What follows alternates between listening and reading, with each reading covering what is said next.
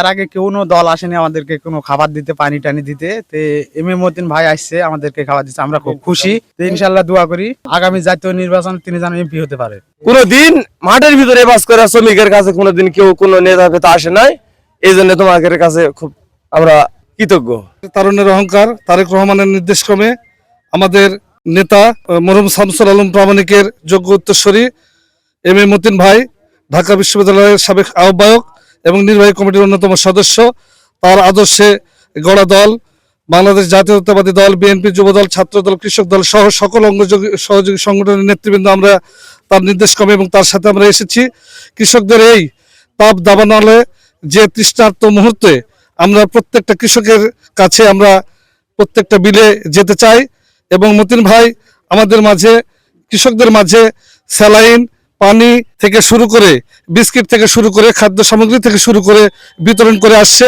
এই ধারাবাহিকতায় 14টা ইউনিয়নে মতিন ভাইয়ের নির্দেশক্রমে কৃষকদের মাঝে আমরা খাদ্য সামগ্রী নিয়ে আমরা হাজির হব। কৃষি ঋণ মওকুফের জন্য আমাদের দল থেকে সকল সময় চেষ্টা করেছে এবং কৃষকদের সুবিধা দেওয়ার জন্য আগামীতে ইনশাল্লাহ আমাদের যে 31 দফা রয়েছে রাষ্ট্র কাঠামো মেরামতের, সেই 31 দফা উল্লেখ করা হয়েছে যে কৃষকদের, শ্রমিকদের অধিকার সংরক্ষণ করার ব্যাপারটি অগ্রাধিকার ভিত্তিতে বিবেচনা করবে দল।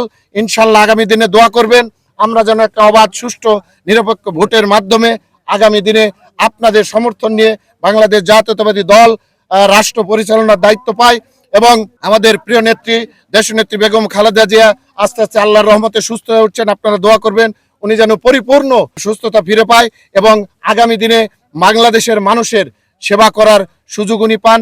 এবং আমাদের প্রিয় নেতা এখনো দেশের বাইরে অবস্থান করছেন, উনি হয়তো অচিরেই আমাদের মাঝে ফেরত আসবেন এবং আমাদেরকে সাথে নিয়ে, আপনাদেরকে সাথে নিয়ে একটি সুন্দর বাংলাদেশ, বৈষম্যহীন বাংলাদেশ, একটি সৌহার্দ্য সম্প্রীতির বাংলাদেশ গড়ে তুলবার চেষ্টা করবে।